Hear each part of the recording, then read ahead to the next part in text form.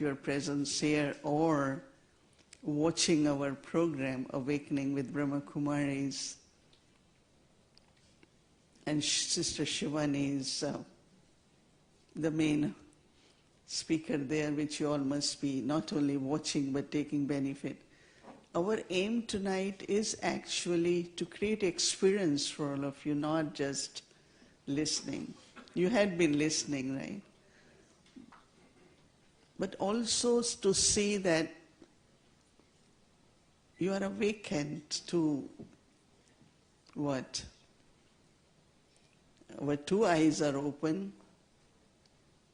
but spiritual awakening is where your eye of mind opens. Your eye of intellect opens,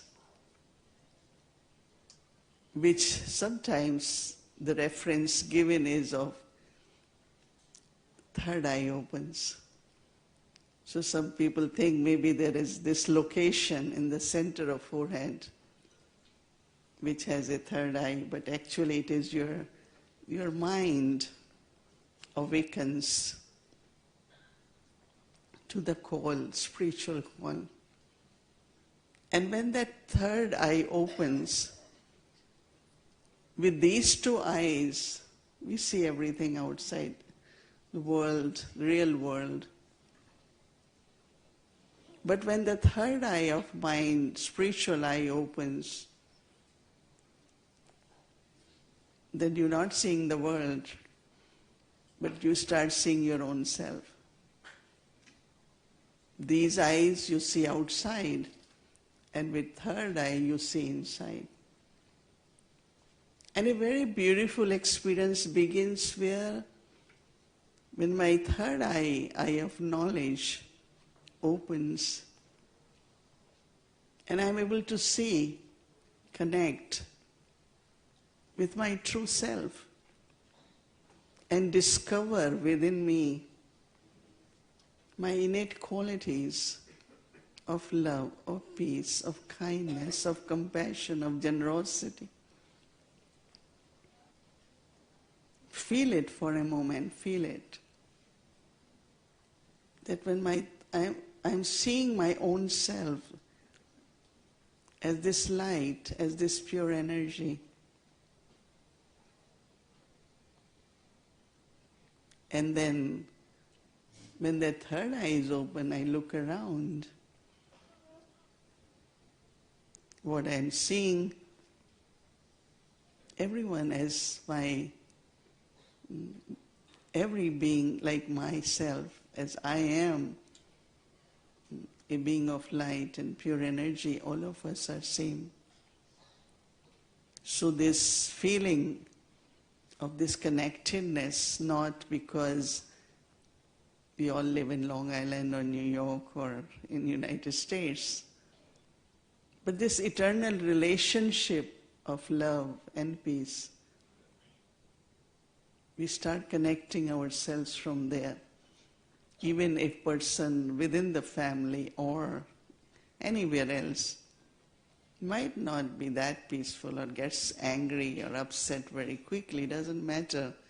But what I'm seeing through that eye is that you are peaceful even at that time. And that does magic. If you can look at an angry person and in your thought is that you are peaceful. You're sowing such a seed of peace. I have seen magic and miracles with just looking at everyone, and especially when there is negativity in that person. Because you're not watching the external actions, but you are connecting with the source, connecting with the soul, connecting with that being of light. And it creates a universal collective energy of peace, which is very important. I think we all are aware, very much aware, what is happening in the world today. I think we all are aware. But should we get lost into the fears get lost into uncertainty, unpredictable future, or I take responsibility, we'll take responsibility that we are also co-creators. I am not just subservient to what's going to happen to me, but I'm going to create. And that's what really start happening, that the power, that's why awakening to inner peace, it's not just absence of war, but it's experience and the power which you have within you. You invoke that power, you discover that power, and you manifest it, not only in your thoughts, but in your words, in your whole personality. And then it's not only you alone, but that's kind of community, family, and the world we want to create. And this peace requires power, but it's the power which comes from this peace also. To be peaceful requires a lot of power, right? But then this connectedness which start happening is so beautiful. I remember when I first got awakened, and I start seeing everyone as, it's not I have only one mother, maybe in my so many, my past births, there were so many mothers, so whom I should not love? Whom I should not love? Maybe I have 3 sisters now, but there are thousands of sisters, so many of us. We all know each other from somewhere or other. So it's not we identifying ourselves only as physical relationship, but we start looking with that love, the third eye opens. But also what beautiful thing which happens, which for me was my true seeking in life, was my own eternal connectedness with divine. I know as a little child, every night when I used to pray, I know you all are familiar, in India we have earthen lamp, diya. Diya jalate hain, aarti karte hain. So I used to talk to that flame for answers. So my whole family used to say, whenever there is problem, tell her, she will find out. We used to pray Krishna, worship Krishna, but connect with this flame, not knowing that God also is light, why I'm connected with flame. So if that flame will shake faster, I will say yes. If that flame shakes less, I will say wait. Then if flame doesn't shake, that's why I communicated with that flame when I was very little, because my family, we had a very, very big temple. We were extended family, many children, cousins, nieces, we all lived together. And we had many, many Thakur worshipping idols, many, big ones, small one, So every night we had to do arti, but I had this personal relationship with this flame. When I came to Brahma Kumaris, got awakened and realized that God is light. So it's not just flame on this earthen lamp, diya, but I was seeking that there's something inherent within all of us, but I always felt this presence of divine power, presence of divine qualities within me which wanted to explore, but there was no way to grow. But when this connectedness, God as parents, just imagine one who is my parents, has all power, so is almighty, so I am weak. He's ocean of peace, so I get disturbed and upset. So this awakening which happens is so beautiful in life that you start seeing everything completely different. Same is my connection with nature. Everyone loves material belongings, but material belongings are from the nature. Gold is a metal, isn't it? Diamond is a metal. It's coming from the elements, right? But very few people have love and respect for nature, which in my days, young age, traditionally we were taught about so many things, how to connect with the nature also. So this awakening which happens is so interesting in the life, because you not only sit and watch and hear, but every moment, through your thought, through your vibrations, you create the world. We create the world which we all know should be as God's creation. This is God's creation, but it's in the old age. No? I came to United States when I was in early 30s, so I could run Manhattan all around, right? It's almost 40 years. Next year I will be here. World also has become old. So we have to have a new sapling. We have to have this co-creation with our awakening. So it's not just for me, I'm awake, but when I'm awake, then I know that's what we have to do, is to awake everyone. So I know that we all are here to welcome Sister Shivani. She had been invited for Lions Club, their 100-year celebration in Chicago, and API in Atlantic City, so we also got chance. We were inviting her for many years. Because of various reasons, it didn't happen. Each one of us born with certain gifts in our life. All of us are born with certain gifts in our lives. And each one of us should recognize that gift and share. So I always say she has the gift, but also blessings. Each one of us have gift, but then when we want to kind of use it in life, a lot of difficulties come, obstacles come, our mind blocks it. But if I want to have it for the world's service, then blessings are very important. So I always say, she's a blessed soul and a gifted soul. And I want all of us to celebrate in a way that it's not just listening.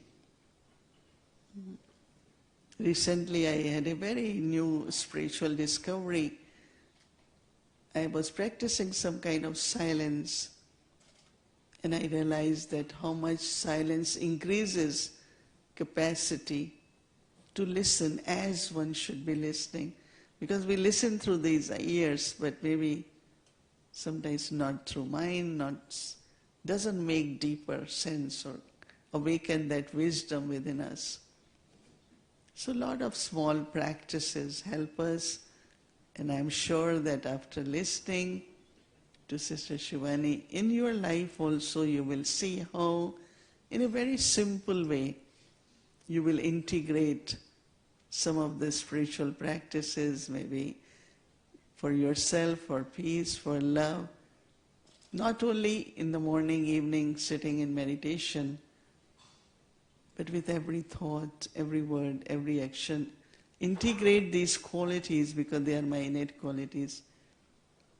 And always remind yourself that I am the child of divine and I should be childlike that. That was my joy of life, which I celebrate, as you heard, 60 years.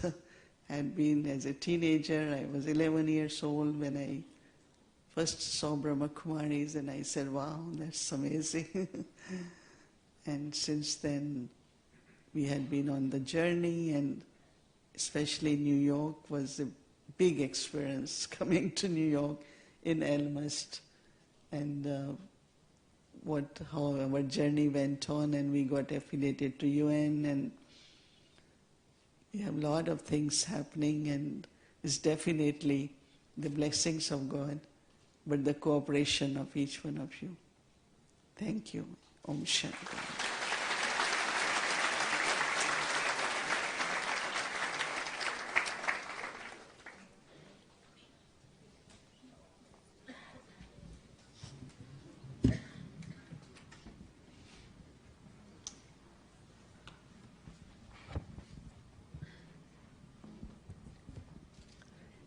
So, awakening. Have you thought about what it means to you? When you accepted the invitation to come here, did it stir in your heart that this is the time for awakening? So as we move closer to this subject, we're going to invite just a few people to come up and share. And I just want to ask, is Judge Noble in the audience? Over there? Can you come this way, please? Thank you. So I'm going to invite first to come up Alma Villegas Schwalbenberg. Alma is a PhD and founder and clinical director of a psychological services center called A Vision of Self. And we've asked her to just take 2 minutes or less and just tell you what awakening means to her. Alma.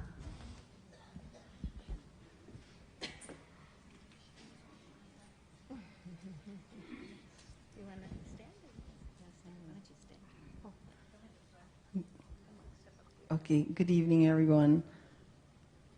I just want to share some random thoughts on awakening by sharing some short stories. So I'm a psychologist by profession, and I was just thinking what happened to me last week. I was with a client. She's a woman from Bangladesh, and she was referred to me by a psychiatrist because she was feeling quite distressed. And she told me that her husband died 3 years ago, and that she continues to miss him. She still was very tearful. So I asked her, if your husband was sitting here beside you now, what do you think will he tell you? What would his advice be? So that's like a psychotherapeutic technique we call empty chair. So she said, while crying, she said, I think my husband wants me to be strong for my children.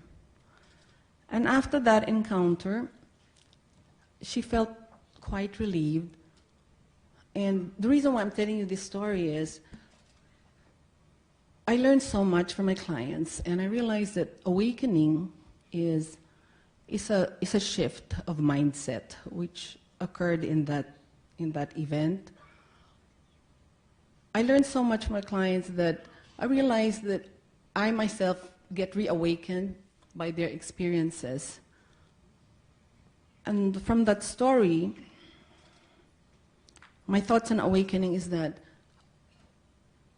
her awakening has resulted in something positive growth. Awakening has to be positive. And that's it for today. Thank you.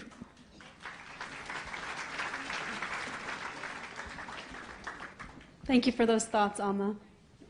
And now for another perspective on awakening, I would like to invite a very special guest up, District Court Judge from Nassau County, Judge Anthony Paradiso.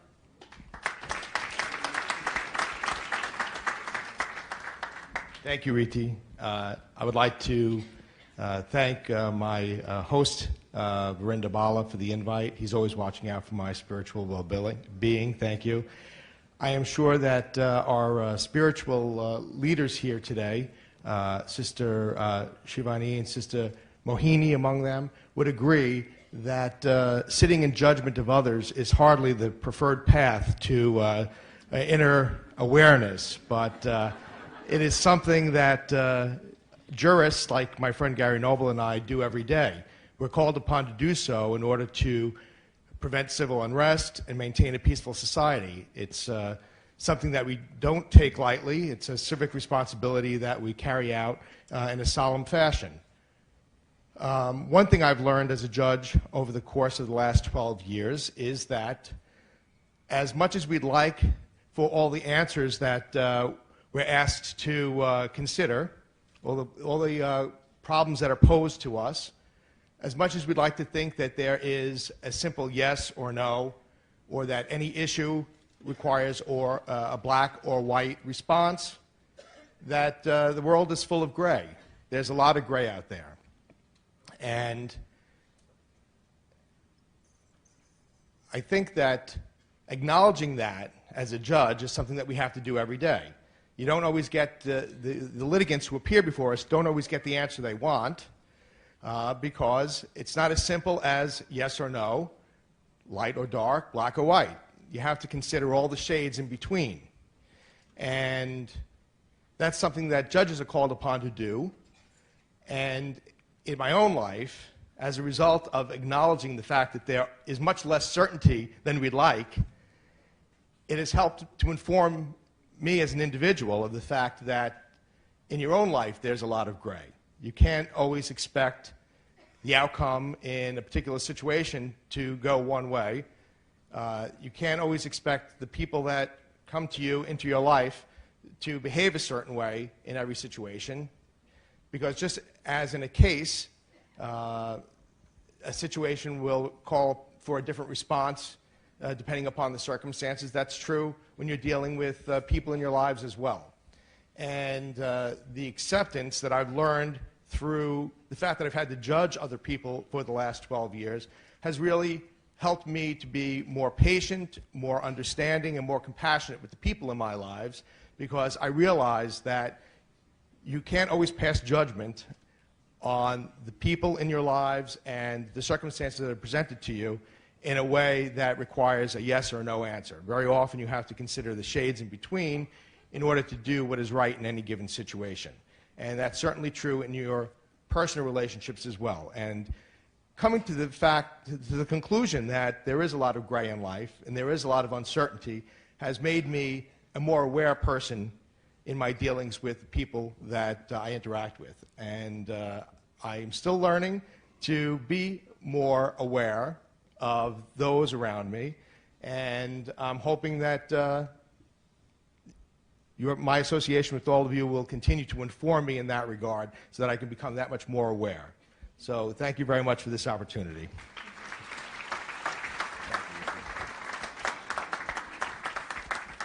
Thank you, Judge, and thank you so much for taking the time to be here with all of us tonight. And next, I'd like to invite Nassau County District Court Judge, Judge Gary Noble, to tell us what he thinks awakening is to him. Thank you so much. Thank you so much for inviting Judge Paradiso and myself to this beautiful audience on this beautiful occasion. Judge Paradiso and I can speak from the heart, and to tell you the truth, because I know Judge Paradiso for many years, and he's a spiritual person like myself, and we infuse our brand of justice with spirituality as best as we can every day. It's not easy because we're in an adversarial system, so there are at least two sides fighting before us. In front of me, every day on the bench, I have this big, no one can see it, but now everyone in this room will know. I have a big sign that says, "Stay calm, stay calm." So I have learned, I've tried to acquire some of the lessons and techniques that you all here know of trying to find an inner peace, an inner calm when a district attorney is fighting, the legal aid attorney is fighting. I also do guardianship cases over elderly individuals who are incapacitated, and I have to make a ruling what's in their best interest. And I have families fighting, brother against sister. It's horrible. So I try to find that inner peace, and I try to make that right decision. So when a district attorney says to me, "Judge, please set bail at $100,000 over this young man who's 17 years old and has never been charged with a crime, except now he's been arrested, he's allegedly in a gang, his parents are crying at the railing, and he has possession of a drug." Should I give this young man a chance and not set bail and release him into the custody of his parents? That's the kind of decisions that Judge Paradiso and I have to make within 30 seconds. So in those 30 seconds, I'm thinking to myself, calmly, because there's a lot of arguing in front of me. What's true justice? What's justice here? Is it just merely applying a law, which the district attorney is citing, or is it also showing mercy, having compassion for someone? That's what Judge Paradiso and I do every day on the bench in district court. Infusing justice with mercy. That's what we're all about. That's what he and I try every day to do on behalf of everyone here. So I want to thank you for inviting us and sharing with you how we approach justice. Thank you very much.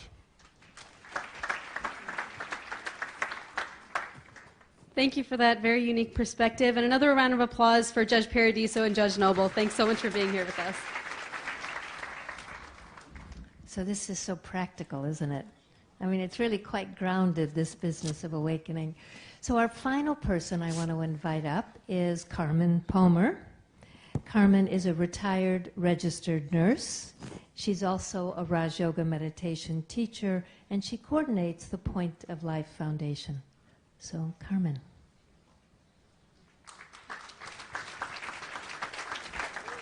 I see she's also a volunteer for tonight's program.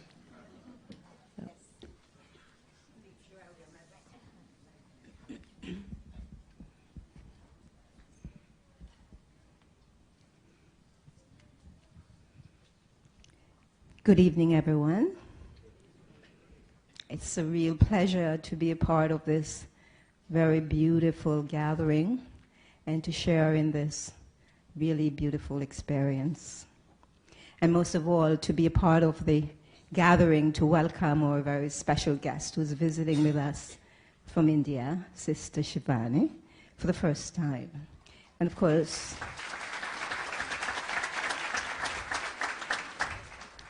so for now, my part is, for the next minute and a half or so, to share with you what it means to me to be awakened. And when I reflect on awakening, I can't help but think about what it's like when I'm not awake. And I think about when one goes to sleep, when I go to sleep at night, I dream. And the dream may be beautiful and the dream may not be so beautiful. But in the dream, I think that the experience I'm having in that dream is real. Sometimes, eventually, however, I will wake up. I may be disappointed that I wake up from the dream, or I might be relieved that I've woken up and discovered it's a dream. And so this is how we tend to live our lives. This is how I lived my life. Much of it, what I thought was real, was not. And I think that probably is the same for all of us. And so when we wake up and realize that what I experience may not be the real thing, is when I really begin to ask myself, what's this life all about? I did that. There came a time in my life when I started to ask, what's this life really all about? What's my life really all about? What's the purpose of my life? What is the reality of what's going on in the world? What's the reality of God? When I begin to ask those questions, and I sincerely want to change my life according to the truth that becomes revealed to me, it's when I realize I am awake. So to be awake enables me to be clear about what is truth and what is not, what's the reality and what is not. why it helps me to be free from the bondages of the illusions that I thought was true, from the bondages of relationships that I thought were real. And when that happens, of course, I am free. I am light. My life begins to be what I want it to be, and that is to be happy. The happiness that I have sought all my life, and the happiness that I think all of us have been seeking. And so to be awakened is to become aware of some absolute truth about myself, to realize my life is not ordinary, but very special and very valuable, and then to really live my life according to those truths, beyond the influences of the stuff that I see every day, and the stuff that meant a lot to me at one time, but no longer really does. So it's a beautiful journey. It's been a beautiful journey for me, a journey of awakening. Thank you all. And I invite all of you to join me on the journey. Thank you.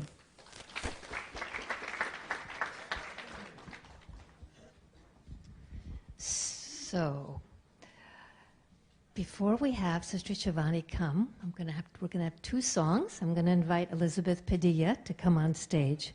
You might, those of you who know the Om Shanti song will have already met her through her voice. But if you haven't met her yet, Elizabeth is... actual story here. Elizabeth is a spiritual educator with the Brahma Kumaris since 1985. She leads our environmental initiative in the U.S. She's a gifted actor and singer trained at the American Conservatory Theater and is currently touring with a one-woman performance called Songs of My Soul. So Elizabeth, what does awakening mean to you?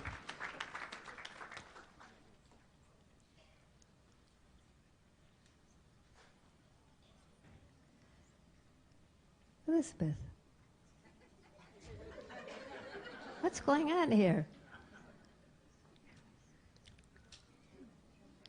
Well, maybe we won't ask her what awakening means to her. Maybe we'll just see if we can pull her up here to sing. All right, don't know what that was about. So Elizabeth Padilla, she's going to sing Remember, and she's going to sing I Am Light. Yeah? Okay.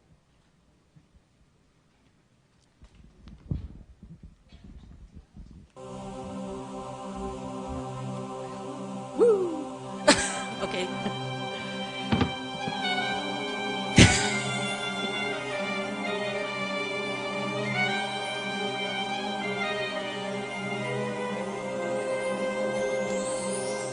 Remember, I'll always be here as long as you hold me in your memory. Remember, when your dreams have ended, time can be transcended. Just remember me. I am the one star that keeps burning so brightly. It is the last light to fade into the rising sun. I'm with you whenever you tell my story, for I am all of I've done. Remember, I will still be here as long as you hold me in your memory.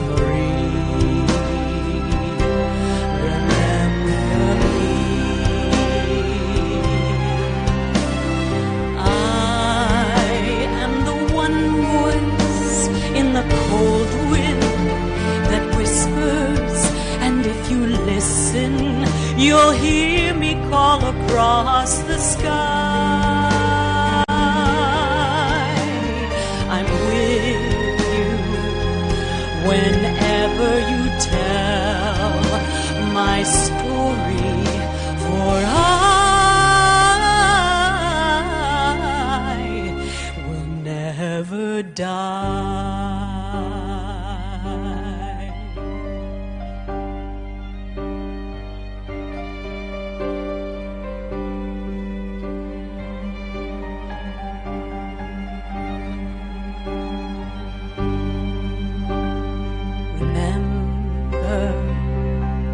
I'll never leave you as long as you hold me in your memory.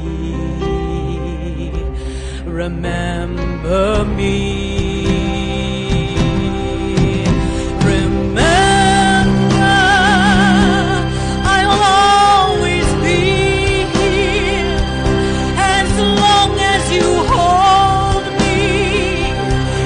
your memory. Remember when your dreams have ended, time can be transcended. Just remember me. Remember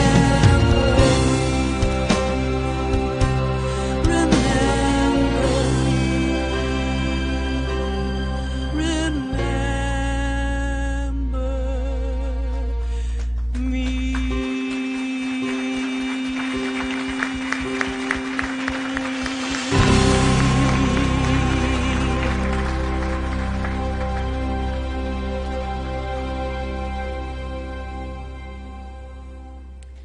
Thank you.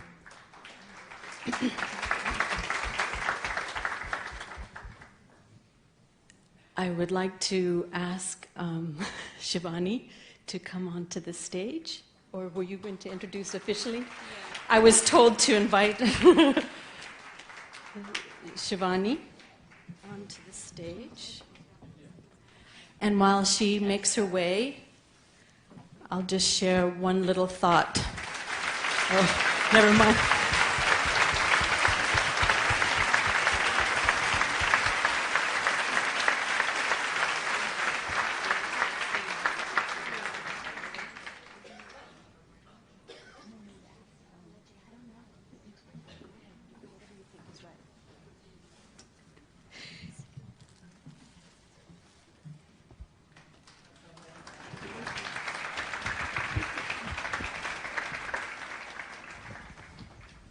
Before Elizabeth's second song, I would just like to introduce Sister Shivani. The rest of the evening we'll be enjoying Sister Shivani's message. She'll close the program with a meditation, and you'll receive a small gift and a sweet as you're leaving the hall.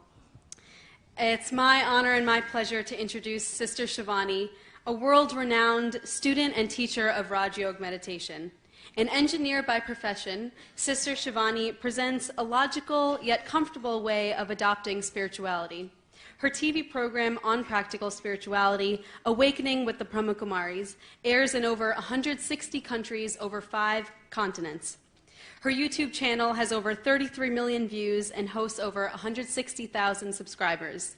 Winner of the Women of the Decade Achievers Award and the World Psychiatry Goodwill Ambassador, Sister Shivani has served hundreds of thousands with her message of awakening to inner peace and inner power. She's touched so many hearts and so many lives, and tonight she's here to touch ours. Thank you so much. Welcome, Sister Shivani. Thank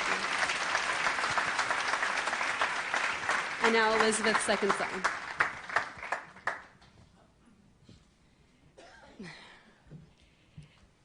So this is a participation song, and why don't we make this as a welcome to Shivani as part as our family, and that we are all here as beings of light, because this song is called I Am Light. And so why don't we will get a chance to all welcome her with our voices. Sound good? because this is her first time to USA, so we're going to give her a really warm welcome.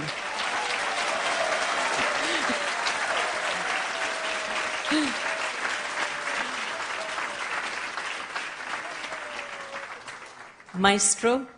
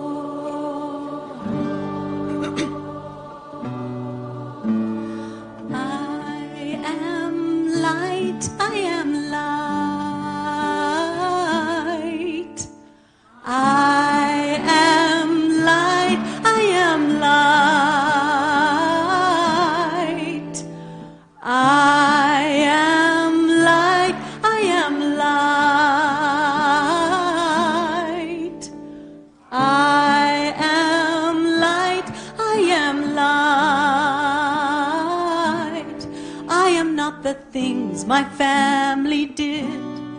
I am not the voices in my head. I am not the pieces of the brokenness inside. I am light. I am light. I am light. I am light.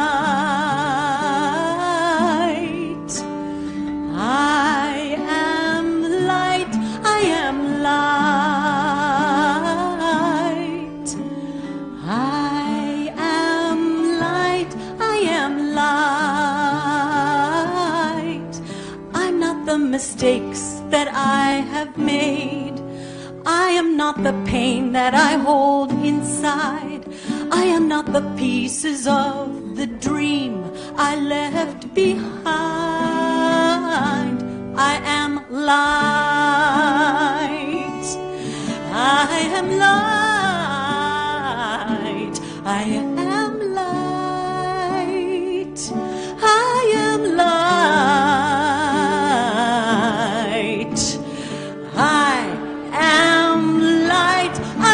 Light. I am light. I am light. I am not the color of my eyes. I am not the skin on the outside. I am not my age. I am not my race. My soul inside is all light. All light. All light. All light.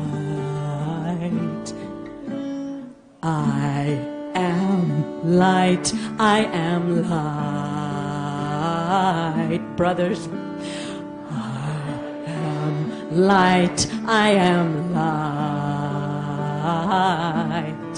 I am divinity defined. I am God-like inside.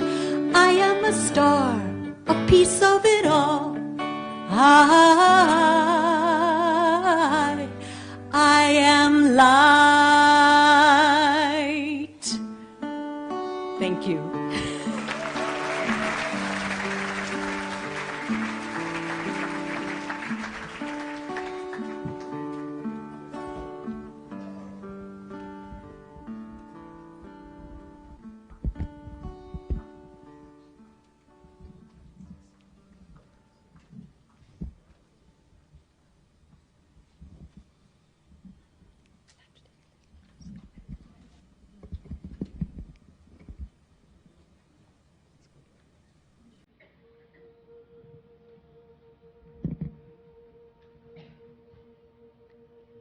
Om Shanti.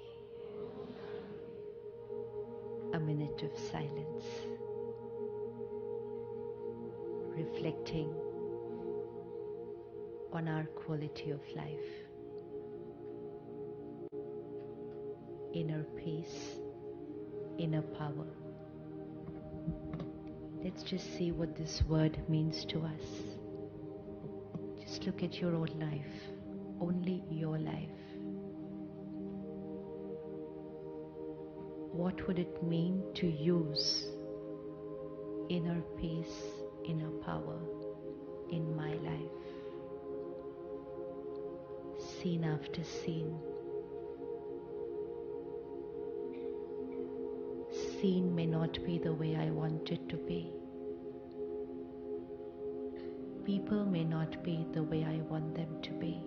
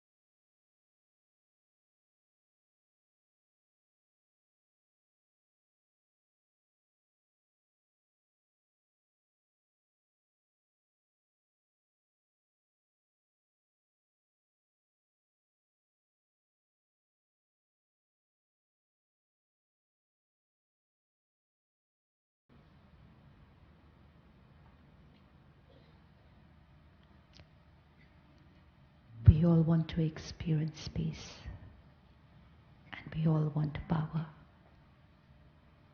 But when we hear these two words, peace and power, we sometimes tend to look for it. Where do we look for it? Outside. And the beautiful title that Sister Moini has selected for us today is Inner Peace, Inner Power. Power of wealth, power of position, power of experience. But what is inner power? Let me ask myself, do I have this inner power? How many of you get angry once in a while? Not all the time. Nobody gets angry all the time.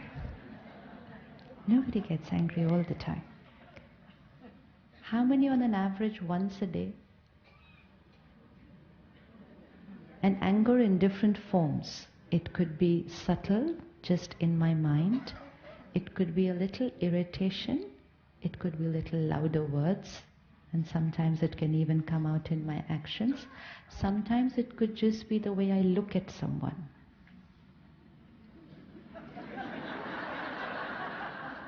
I have to say nothing, but my eyes say it all. Now, let me ask myself, when I'm angry, am I weak or am I powerful? Really? Sure? Because out there in the world we would say anger is power. When I lose control over my own self, when my words are not the way they should be, when I have to regret my words and sometimes even apologize later on saying, I didn't mean to say this. Ever said this line to anybody? I didn't mean to say this. Now when I'm saying I didn't mean to say this, which means I wanted to say something else, I've said something else, so I have no power over myself. And sometimes lack of power over my thoughts, sometimes lack of power over my words, and then sometimes lack of power over my hands. My hands. Sometimes I can just lift something. all incidents of road rage are lack of power for those 30 seconds.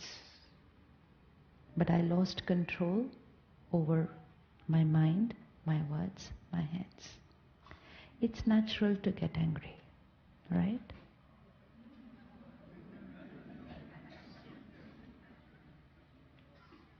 Or do I have a choice?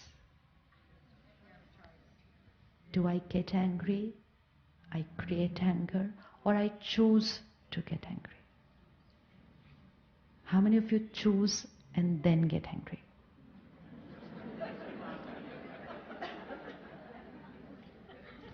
Yes or no? It just happens. Now, when I say it just happens, which means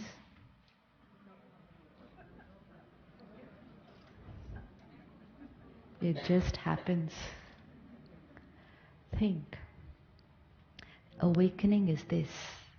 Awakening to a lot of belief systems. And awakening from a lot of belief systems which are actually not the truth, but I heard it, people lived it, I absorbed it, and I'm living my life saying, anger just happens. I don't choose to create anger. Anger is necessary, anger is normal, anger is useful. Just check. We choose to get angry, and that's why there are some people in front of whom we are very comfortable using this tool of anger, and there are some in front of whom we will not use this tool of anger, right? Right? And which means I choose that I can create anger in front of her, I cannot there. So I'm choosing. We've still not reached a stage where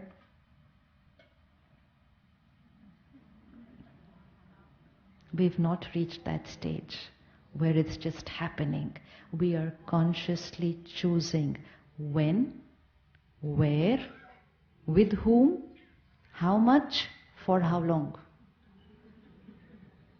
Yes? Check yourself. We are choosing. So we are still in the stage where we are choosing, and which means we have the power to make another choice. When I create anger, my inner peace and inner power,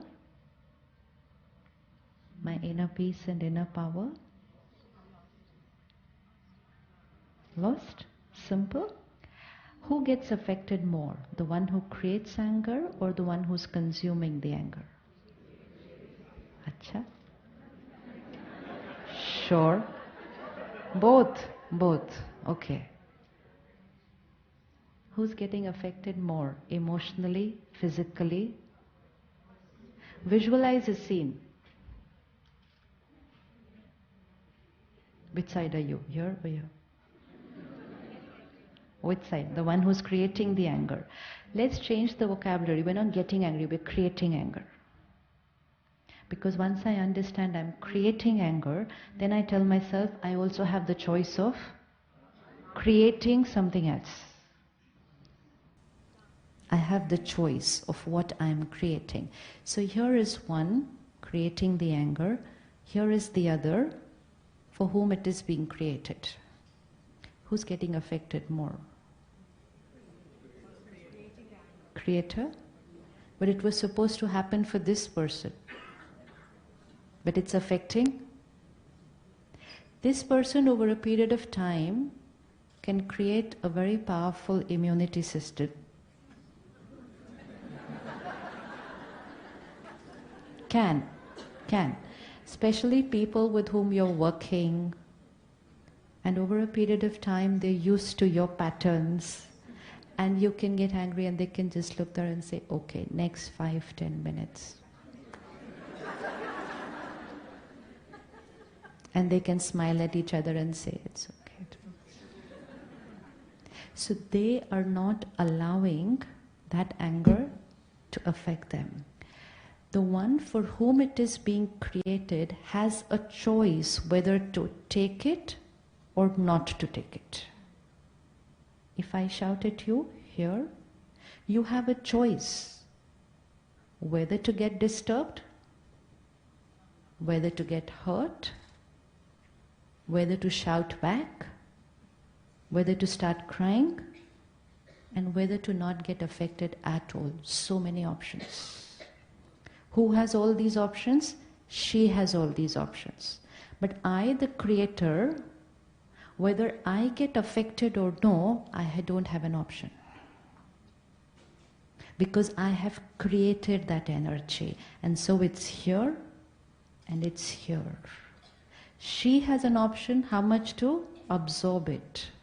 The receiver has a choice. The radiator doesn't have a choice. The radiator has a choice of what to create, but once created, I don't have a choice whether I will get affected by it or no. So who's getting affected more? So we're going to feel sorry for? Normally we feel sorry for? Visualize a scene. Here is this person gone totally out of control, shouting, screaming. Here is this soft, little, quiet city. And we say, Bichara. Poor fellow. Who's the Bichara? Who is the poor fellow? Not this. This one. Why? Losing peace, losing power. The one who is a loser, losing strength, we will say, poor fellow, Bichara. Shift of focus. Now, I can be in either of these two positions. Sometimes here, sometimes here. Now in both the positions, I have to decide what do I have to do so that I can conserve my peace and power. 1, today, homework. If I'm here, this side, and I know that I am the one who's losing my peace and my power, then I am going to ask myself a simple question: why am I using this option? Why would anybody use an option in which they are going to lose something? What all do we lose when we create anger? What all do I lose when I create anger? Peace, strength, power, physical health, energy, what else? Happiness. Anything else? Sister, if I say something very rude to you right here in front of 1,000 people, how long would you take to forget it?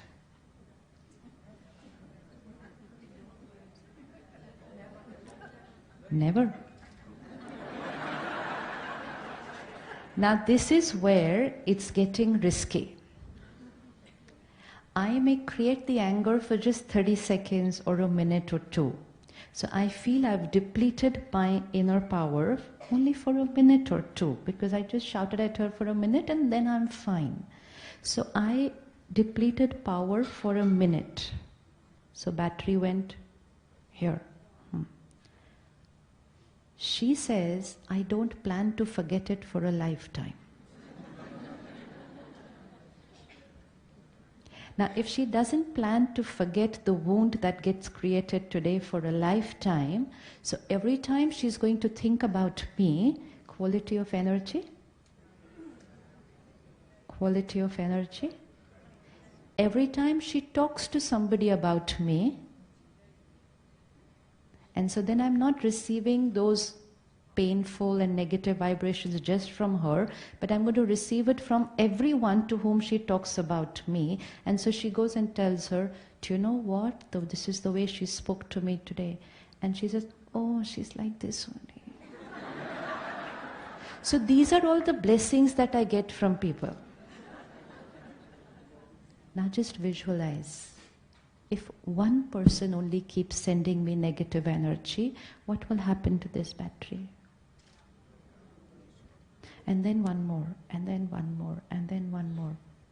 And now if this battery keeps depleting, the chances of me creating anger, the weaker I get, the lesser power, so the more I get angry. Now the more I get angry, the more blessings I get. The more blessings I get, cycle. Now this becomes a vicious cycle in which I'm depleting my strength. Opposite. She's made a mistake. She was expecting, and here I am, understanding, assertive, but compassionate, forgiving. How long will she take to forget that? How long will she take to forget that? That is also an investment which has a lifelong return. This is also an investment which has a lifelong return. Now just take care of what investment you want to make every day. Sometimes there's everything perfect in our life. There's no issue, no problem. Everything is okay. But we say, I'm not happy. I'm not the way I should be. But everything is fine outside. But I'm not happy. Why? Because someone somewhere is not happy because what I have done to them. So it's an investment which I must have made this morning. I could have made that investment last year. I've forgotten. By tomorrow I will forget that I shouted at her. I'll forget. I will forget. She might not. So I made an investment. Look at your financial investments. You make an investment and you forget. The returns don't stop. So if I have done a wrong karma, a thought, word or behavior which is going to create negative energy for me, and today all the more risky because today people are a little emotionally weaker and they take longer to forget. Yes? 20 years back, say something to someone, in 5-10 minutes they'll say, it's okay, na chodo, chalo, khatam. Now, so sweetly she said, never, I'm not going to forget. And which means the same investment of a minute of anger 20 years back was safer, but today. So the next time you're going to create anger, you have to go and ask the other person, as sweetly as I asked her right now, how long will you take to forget? Yes, it's very important because we are constantly receiving negative vibrations from them, and the negative energy coming to this battery. How can I be happy? How can I be at peace? Because someone somewhere is not at peace because of what I have done. Now check the investments made in this last 7 days. Any investment?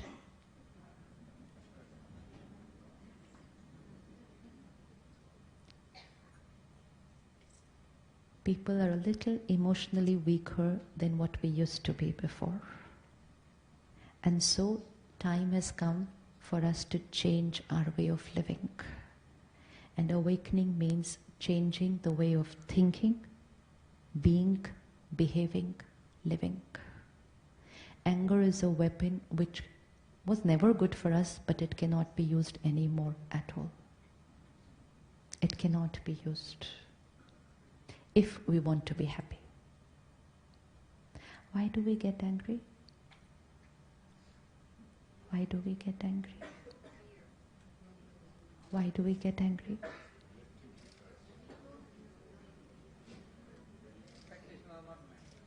Expectations are not met. When people and situations are not my way. When people and situations are not my way, I say getting angry was normal. And even friends and family will endorse our anger and say, obviously you should have shouted at him. I mean, yeah, obviously.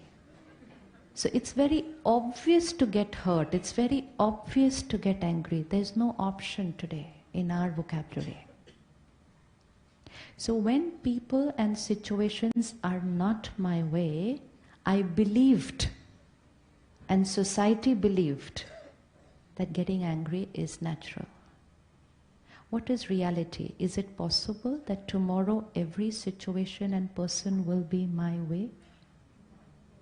How many of you have children who are exactly your way?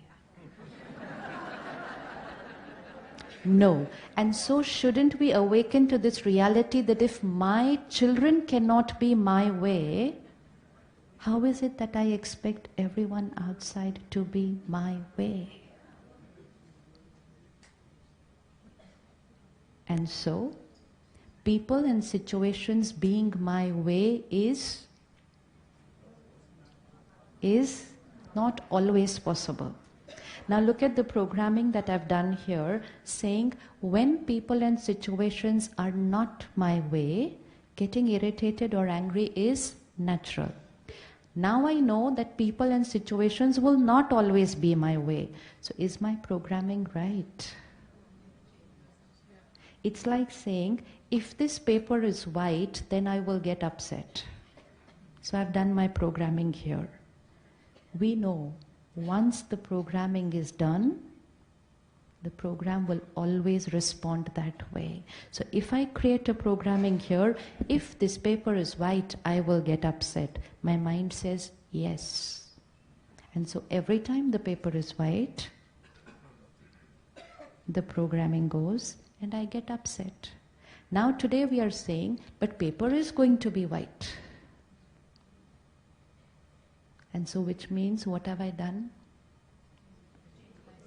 I have created a programming saying getting angry, getting upset is natural. If I know that the paper is going to be white many times in the day, what is the programming that I should create?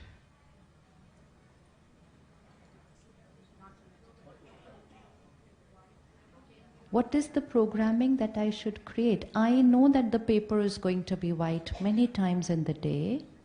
What is the programming that I should create for my mind? So I tell my mind, paper will be white. You have a choice whether you want to be black or white. They will not be my way. I have a choice whether I will be my way. People are not my way. Am I the way I want myself to be? But I lose my way because I wanted you to be my way. So people are not going to always be my way. Reality, programming. Programming. Teach your mind like you would teach a 2-year-old child. People are not going to be my way. So how should I be? How should I be? Forget change. It's not change. It's just an understanding. People are not going to be my way. So how should I be?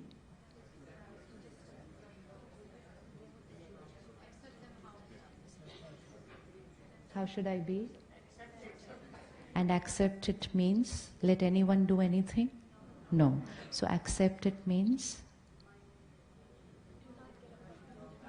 we have to decide the rules of the game right here and then use the rules once we walk out of this hall. So let's be very clear. People are not going to be my way, so how should I be?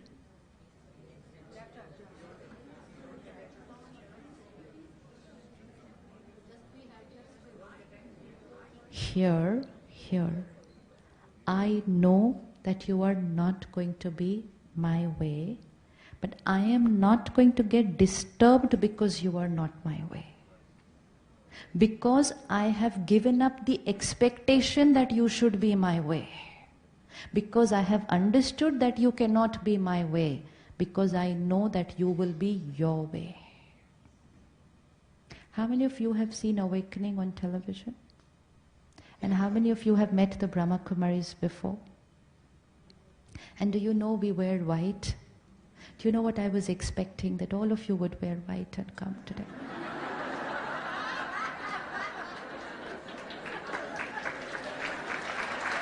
No. 1 minute. Is it okay? Is it okay for me to have this little expectation? I came all the way from India for you. You couldn't wear white for me. I'm very hurt. And do you know who's the cause of my pain? Does the vocabulary sound familiar?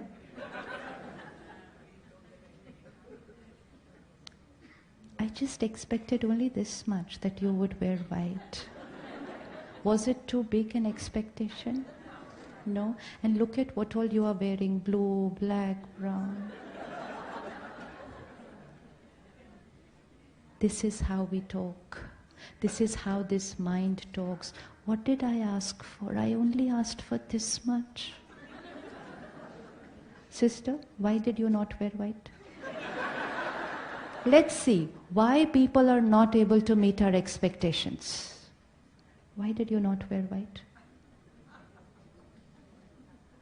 Sister, she's wearing white. Why did you not wear white? Very good. One option, I didn't have white. Second, sister, why didn't you wear white? Very good. I did not know that you expected me to wear white.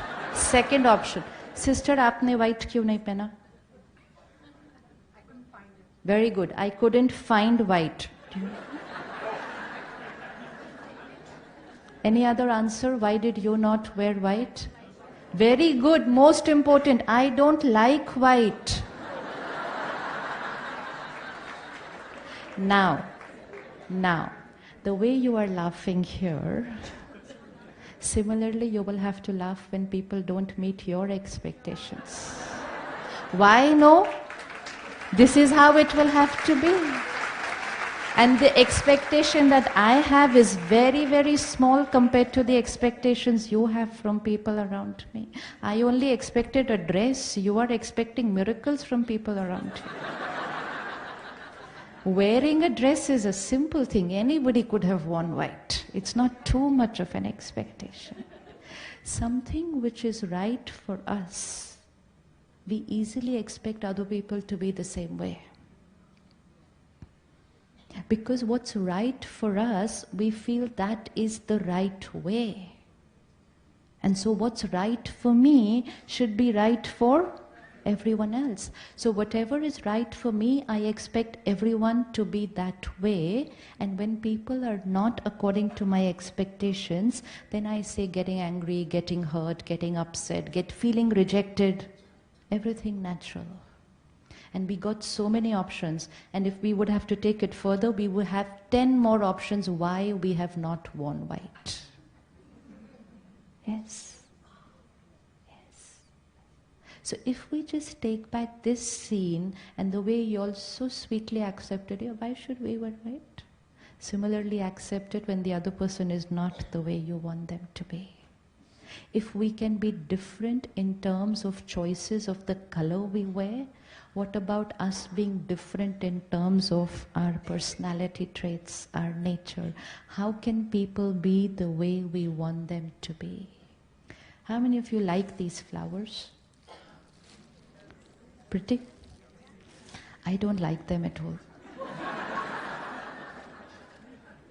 Is it okay? Is it okay? I don't like them at all. Is it okay? Is it okay? Sure? Who is right, you or me? You take care what you're saying. Because you have to go home and say the same answers. Both are right? A little more, a little less. Who is right? Equal. No one had this thought, how weird, how can she not like such beautiful flowers? Please raise your hands. Honesty is a good virtue. Okay. Now, is it necessary that I have to like the same flowers which you like? Why is it not necessary? They're such beautiful flowers. I should like them. It's my choice. And my choice based on? My choice based on? My choice based on a lot of my past experiences. My past experience with flowers could be an unpleasant memory. And past experiences are not just past experiences of this lifetime, they are past experiences of the soul of many lifetimes. And sometimes even I don't know why I don't like flowers. But I don't like flowers. But when we are in our day-to-day living with family, with colleagues, with friends, we say, how strange, how can you not like flowers? And if you radiate this energy to me saying, how weird, how can you not like flowers? I radiate an energy to you saying, how weird, how can you like flowers? We do this with each other. We say, how can you be like this? And the person says, how can you be like this? And what's the energy we are radiating? What's the energy? Disrespect. Disrespect. Because I thought what I feel is right, and that's why what the other person feels is wrong, because we believe one is right and the other one is wrong. And right now all of you said, it's okay. Now if you go home, take an A3 size like this beautiful white paper and write on that, every time and every time, both are right. Put it up.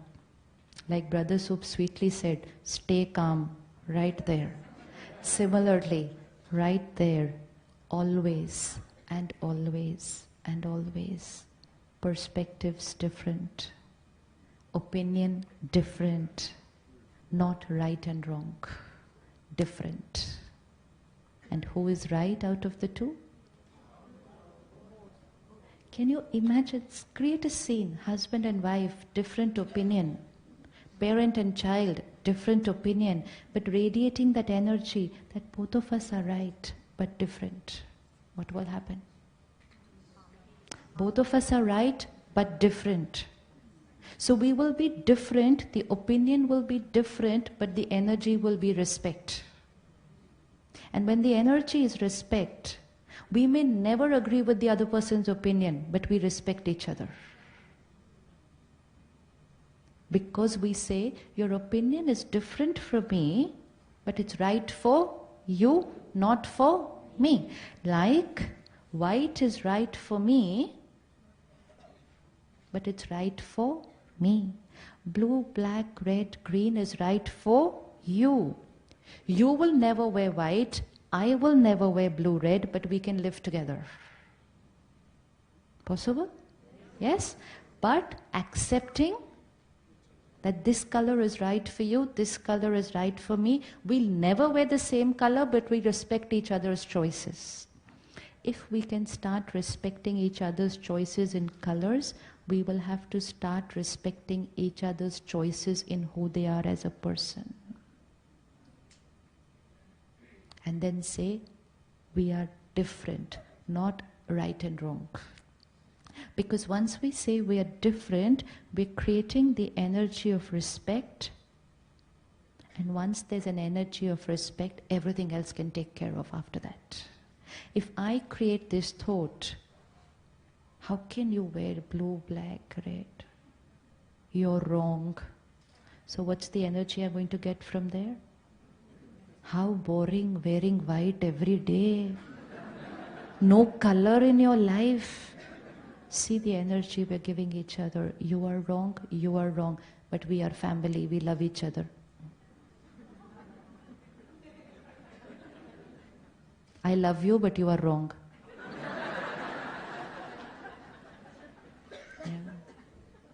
Yeah. We can't love someone whom we believe is wrong. The minute I say you're wrong, I've radiated disrespect. I'm not accepting you. Each soul is carrying different sanskars. Sanskars means habits. Not habit in what we are doing, but habit in the way we are thinking. Creating anger is a habit. It's a sanskar. Similarly, we have created many, many sanskars. And spirituality gives us the answer as to why we are the way we are. How old are you? It's okay. Huh? These are old belief systems. No, I should not tell my age. Why? Why? Why? Never stop to think. Everybody says we should not share our age, so I should not share my age. Why? कुछ भी नहीं है ना? हाँ जी. How old? How? Turning 50 next month. Beautiful. Lots of blessings. Turning 50 next month. See? Now, what is turning 50 next month? And who is turning 50 next month? One is the age of this dress that I'm wearing. So everyone shout out the age of this dress that you're wearing. 6 months, 1 year, somebody could be wearing a new dress today, so 1 day old. So one is the age of this dress that I'm wearing, one is the age of this dress that I'm wearing. So what is turning 50 next month is this dress. So how old am I? What's the answer? So we don't know. 50 years, she's been wearing this dress. So all of you look at yourself. 50 years, I'm wearing this dress. 100 years before that, another dress. Another 100 years in another dress. Another 100 years in another dress. Different dresses, body costume, different countries, different families, different situations, different experiences, different recordings on the soul. It's like a CD with so many songs. How many songs would be there on this CD? 1,000 years, 2,000 years, 5,000 years. How many songs on this CD? Now one day, 2 CDs got married. Now look at the CD if they're sitting right next to you. Some songs similar, but a lot of songs completely different. Sanskar, nature. And then we look at each other and we say, how can you be like this? And they look at us and say, how can you be like this? And then starts a journey of trying to copy our songs onto their CD. Yes? Are we clapping because we're trying to copy, or we are clapping now because now we understand that their songs are going to be different?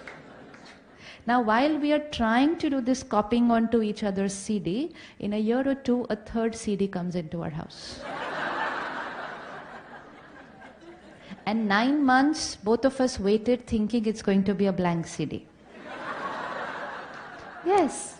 And we kept planning. Ye karenge. How many of you received a blank CD? That CD came full. We look at a child and we say, baby, 1 day old, 1 year old, 1 day old, 1 year old costume. How old is that soul? And so that soul is not going to come like a blank CD. That soul has carried its experiences, its nature, its sanskars from many, many past births. Now, look at what all is happening to people. And suddenly they leave this costume and they come into your house, baby. And we want them to be our way. Yes. 1,000 years of my recording different from 1,000 years of your recording, and we come together and we say, you should be my way. Is it fair? Is it fair? So from today,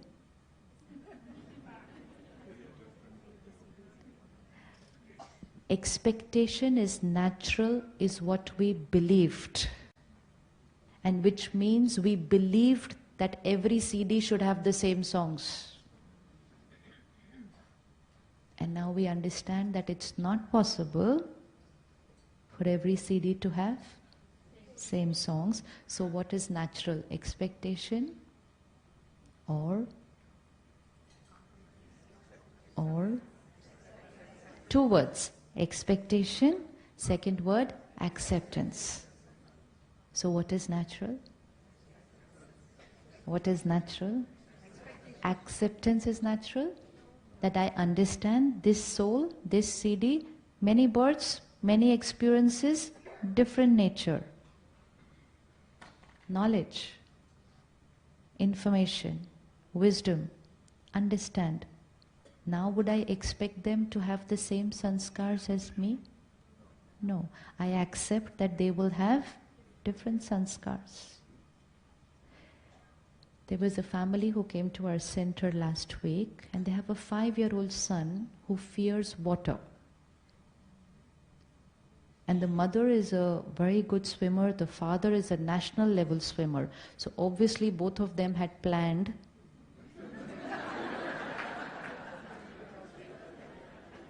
And then they will say, naturally, we want our child to be a swimmer, naturally. And then otherwise they will say, obviously my son should be a swimmer. So we leave no options there. And the child refuses to go near a swimming pool.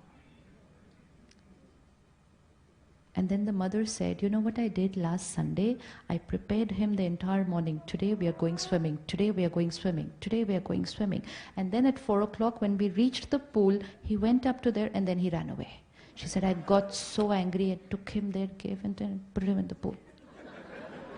She said, everyone can swim. How can my son not swim? And I just looked at her and I said, do you know 6 years back there was a flood in that city? She said, yeah.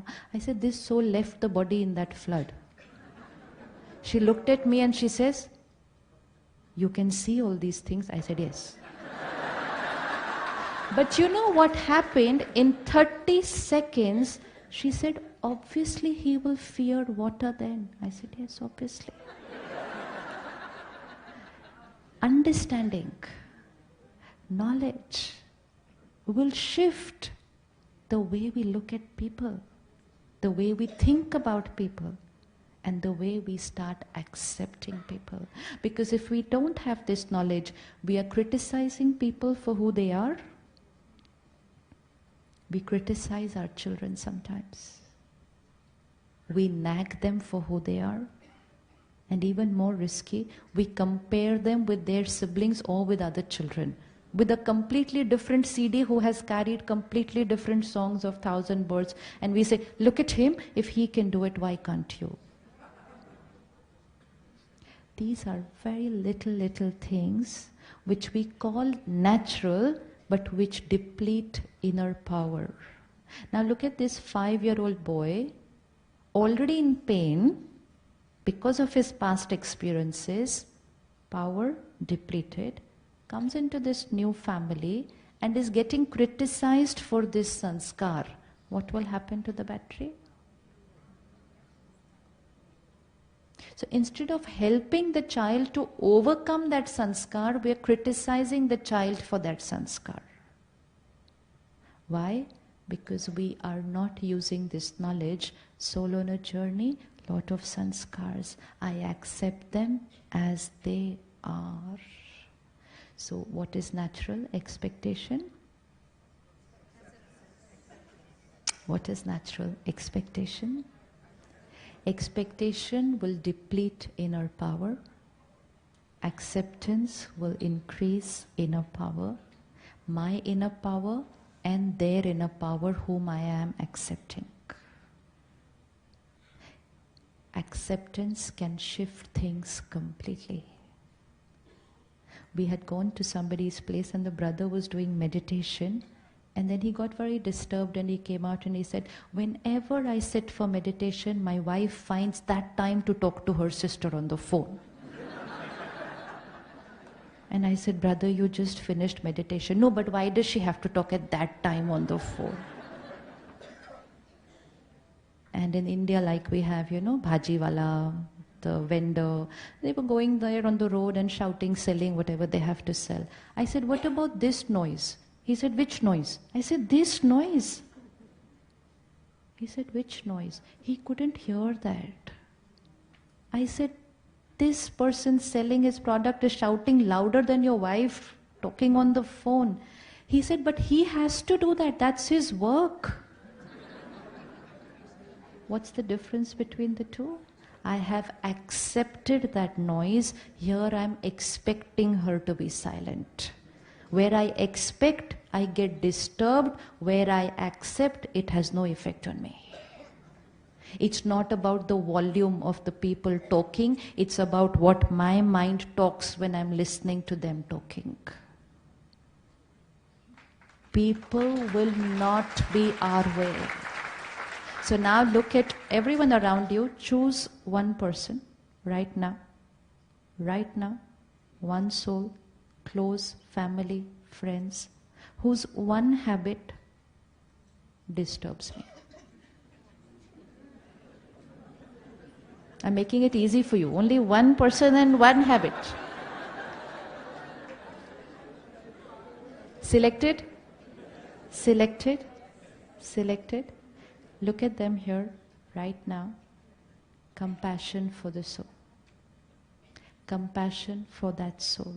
We don't know when, where, and what had happened for them to create that sanskar. We don't know when it happened. But my compassion for them will radiate power to them.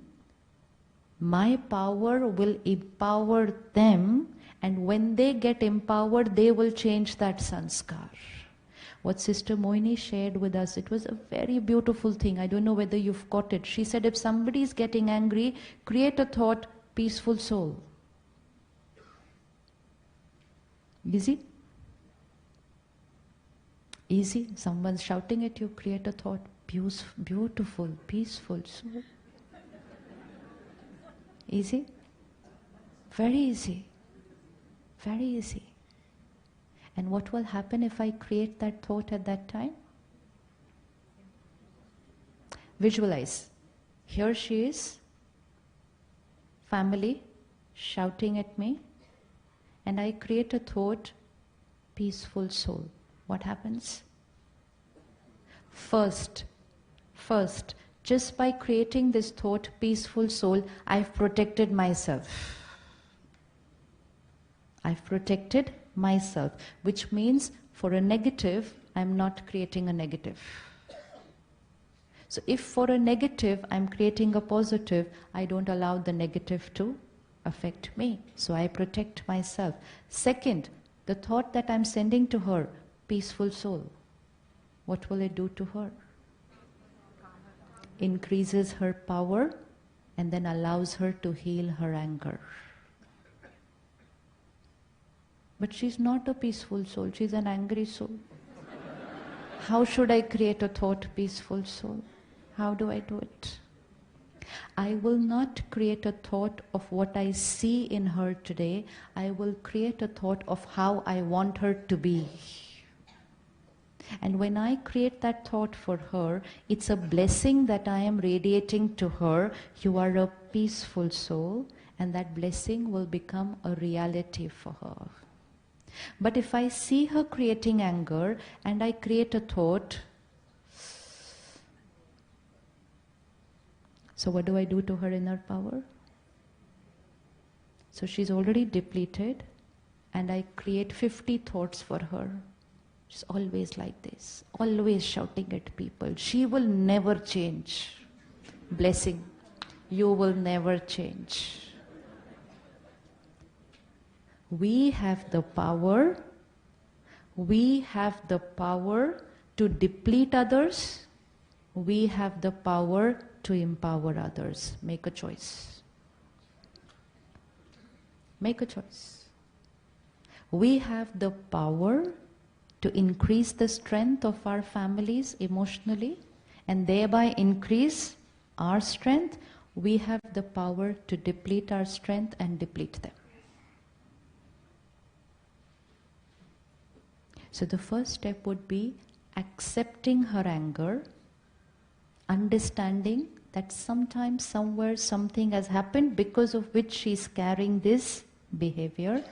I don't get disturbed by it. Why? Because she's not shouting at me, she's only playing the song which is on her CD. Your neighbors don't play the songs for you.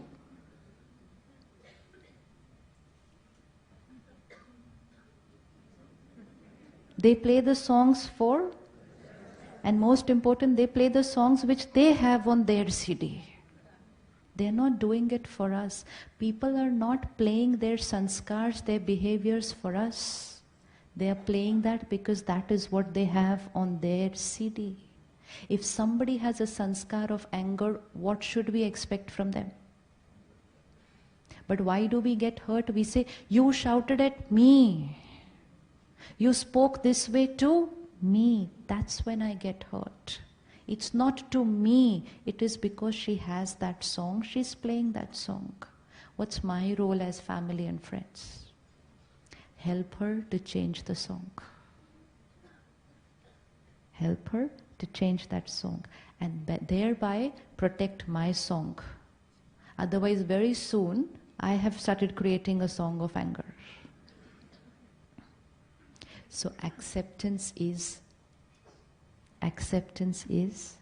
normal. This is awakening. When you go out of this hall, you are going to go into a vibration which says expectation is normal. And even people will say, obviously you should expect this much, and look back and say, no. Because we could not meet even a simple expectation of wearing a white dress. So, no for anything else after that. It's so simple. No, we have expectations. Other person does not even think of wearing a white dress. And then we get hurt and say, you did not even think of that much, which means you don't love me. People who don't meet my expectations, I say you don't love me, because if you all loved me, you would have definitely worn a white dress and come. This is how we talk to each other. And the one who's worn a white dress is the one who loves me. And she's a nicer person than all of you. This is how we believe. Don't we do this? Don't we do this? She loves me because she's done what I expected. She's a better person because she meets up to my expectations, and everybody else receives energy of rejection from me. So next time somebody doesn't meet up to your expectations, remind yourself, I did not wear the white dress. And your way of looking at the other person will change. Yes, it will change. And then you will radiate that respect and that support. This is unconditional acceptance. Unconditional love. And when we radiate this to people around us, we are increasing inner power for us and for them. Not just for us, but also for them. Ready to shift? Ready to shift? We are going to take care of very little things which deplete this battery. How many of you like to begin your day with the morning news? Newspaper, news channels. Simplest way to deplete inner power. It's the simplest way to deplete inner power. Because if I take in information of violence, pain, and the long list early morning, what we read, what we watch, what we hear is the diet that we consume for the mind. What we eat is what our body becomes. What we read, watch, and hear is what our mind becomes. So the reason why we are becoming like this is because of the morning food that we are all eating. Yes. And the more we consume the news, the more we become like that, and the more society becomes like that tomorrow. Because we eat it, we become that way, and we behave that way. And when we behave that way, tomorrow's news carries the same information. Again, everybody reads it. Again, everyone becomes like that. So if we want to change, the first experiment has to be change of emotional diet. If you want to do something with your health, the doctor is going to say, what's your diet? Change this, change this, change this. How many of you have gone on some kind of a change in diet once in a while? And when you say no to sweet, or no to oil, or no to whatever, yes? Benefit? No to news tomorrow morning. No fattening information. I have enough of my violence, my terror, my pain, my fear. I cannot consume more. Let us stop reading the early morning news. Very soon, tomorrow, we will be changing the news of the world if we don't absorb today's news. We will change the newspaper. We will change the newspaper if we stop reading today's newspaper. If we read it, it will only increase. So early morning and late night. According to news channels, that's the prime time. Early morning slot and late night is prime time. And for the mind, that is the time which is going to deplete the most. Early morning, what I consume, going to affect me the entire day. Late night, what I consume, my 6 hours of sleep get affected. Ready to shift? Sure? The newspaper will be here. And I have to have the power to say no. De-addiction. De-addiction. A little later, not early morning. At the Brahma Kumaris, the simple change in our lifestyle that we created was early morning, we came to the center, and for about half an hour, 45 minutes, we took a completely different paper. And that paper was spiritual knowledge. Knowledge coming from him directly, teaching us the way of thinking, being, behaving. Instead of reading and listening, the world is in a mess, there's so much anger, there's so much aggression, there is so much of violence. We would come to the center and come to the center daily and say, and read, I am a peaceful being. I am a divine being. See the difference in the diet? The difference in the diet? Will there be a change? Will there be a change? Automatically. I have to do nothing after I've finished my breakfast. The breakfast will do the rest of the work. Similarly, I have to do nothing after taking in my morning information. The information will do the rest of the work. We cannot change our thoughts. Our thoughts are a byproduct of what we have read, heard. So we cannot change thoughts. We will have to check information that we are consuming. We cannot change our health, we can change the diet. Change the diet, health is a byproduct of that. So early morning, first thing, 20 minutes at least, something very pure. If we want inner peace, inner power, our morning information will have to be about purity, peace and power. I cannot want inner peace and consume aggression and pain and violence in terms of what I'm reading and watching early morning. Media plays a very important role in who we become. The kind of movies we watch, the kind of TV serials we watch, even comedy, if it is criticizing somebody, if it is demeaning someone, it's not healthy for me. And then with media, now we have social media, so everyone's a journalist. Everyone's allowed to write their opinion. And within half an hour it is, if I write about her, it's my opinion. But if I have criticized her, if I have ridiculed her, my opinion goes on to everyone's phone. And when you read that opinion, you're not just creating a perception about her, you are creating a way of thinking. And now it's not going to be criticism about her, it's going to be criticism. It's not going to be bias about her, it's going to be just bias, which is then going to be about a lot of people. So if you want inner peace, inner power, you will have to deplete such messages, delete it completely without reading. Sometimes we read the message and we say, delete. But where did it get deleted from? From the phone. We will need to delete it without no impure information if I want to be powerful. Possible? Delete without reading?